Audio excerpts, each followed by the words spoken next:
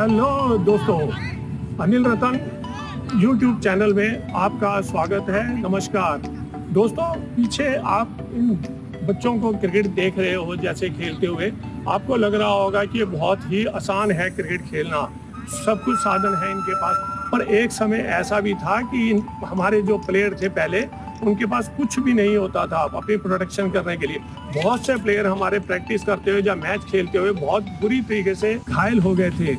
आपको याद होना चाहिए, महेंद्र अमरनाथ, अंशुमान गायकवाड़, संदीप पाटिल बहुत बुरी तरीके से घायल हुए थे टेस्ट मैच में और लगभग वो क्रिकेट ग्राउंड से आउट हो गए थे।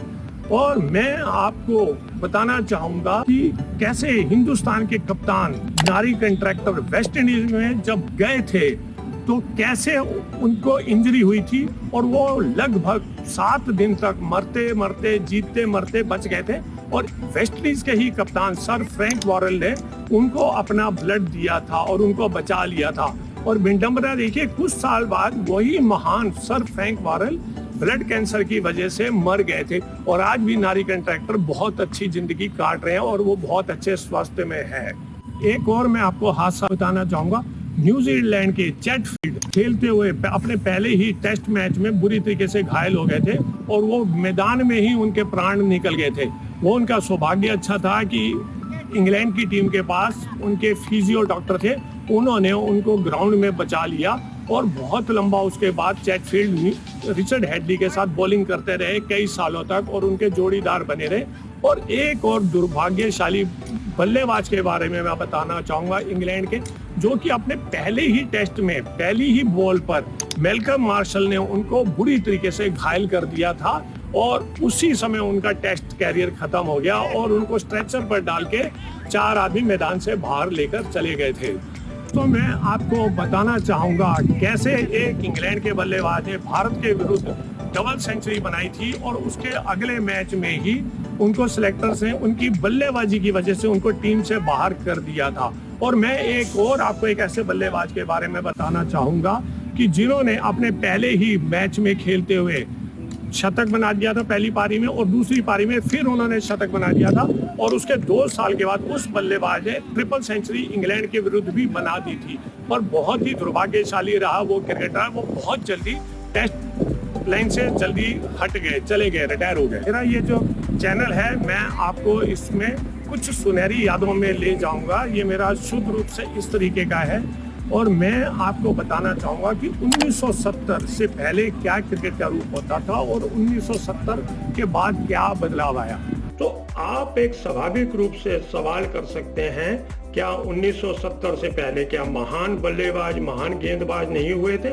बेशक बहुत ही शानदार स्वाभाविक प्लेयर उस समय भी पैदा हुए थे।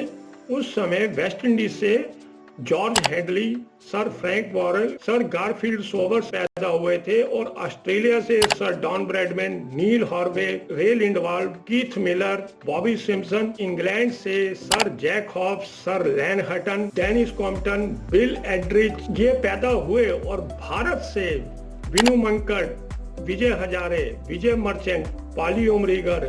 पाकिस्तान से तो बहुत ही शानदार प्लेयर पैदा हुए, मुश्ताक मोहम्मद, हनीफ मोहम्मद, ये सब भी उस समय ही पैदा हुए थे। और क्या आप जानते हैं, एक बार गलतफहमी के कारण ऑस्ट्रेलिया के कप्तान इयान चैपल और न्यूजीलैंड के महान बल्लेबाज ग्लेन टर्नर के बीच मैदान में ही बहुत बुरी तरीके से झगड़ा हो गया था। और कैसे 1976 में हिंदुस्तान जब वेस्ट इंडीज में गया था, क्यों माइकल होल्डिंग ने भारत के विरुद्ध इतनी खूंखार गेंदबाजी की थी। और क्या आप जानते हैं, भारत के एक विश्व स्तरीय बल्लेबाज अपनी पहली पारी जब उन्होंने टेस्ट मैच में खेली थी तो वो 0 में आउट हो गए थे और अगली ही पारी में उन्होंने शतक जड़ दिया था। और एक वेस्ट इंडीज के महान बल्लेबाज जिन्होंने अपना पहला ही टेस्ट मैच खेला था और वो बड़े दुर्भाग्यशाली तरीके से 93 रन पे आउट हो गए थे।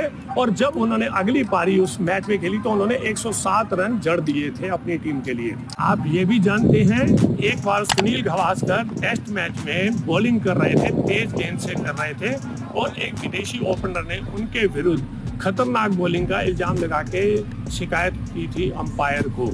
आप ये भी जानते हैं, इस बल्लेबाज खिलाड़ी की वजह से साउथ अफ्रीका की टीम को इंटरनेशनल क्रिकेट से बाहर कर दिया था। भारत के महान बल्लेबाज सुनील गावस्कर जब मैदान में बल्लेबाजी कर रहे थे और जब वो रन लेने के लिए दौड़ रहे थे तो एक इंग्लैंड के महान गेंदबाज ने उनको धक्का दे दिया था और इंग्लैंड के सेलेक्टर ने उस गेंदबाज को टीम से बाहर कर दिया था। और मैं आपको बताना चाहूंगा कि एक खिलाड़ी की वजह से साउथ अफ्रीका को इंटरनेशनल क्रिकेट में बैन कर दिया गया था। और साथ में मैं आपको ये भी बताना चाहूंगा, एक ऐसा खिलाड़ी साउथ अफ्रीका में जो पला पढ़ा लिखा वहां पे, फिर वो इंग्लैंड की टीम में आके खेला और इंग्लैंड की टीम का कप्तान बन गया और रिटायर होने के बाद वो साउथ अफ्रीका में जाके बस गया और वो बहुत ही फेमस प्लेयर था। 1983 में महान गेंदबाज वेस्ट इंडीज के मैल्कम मार्शल ने भारत के विरुद्ध 2 सीरीज में बहुत ही कातिलाना घातक गेंदबाजी की थी। उसका क्या कारण था, क्यों उन्होंने ऐसे की थी?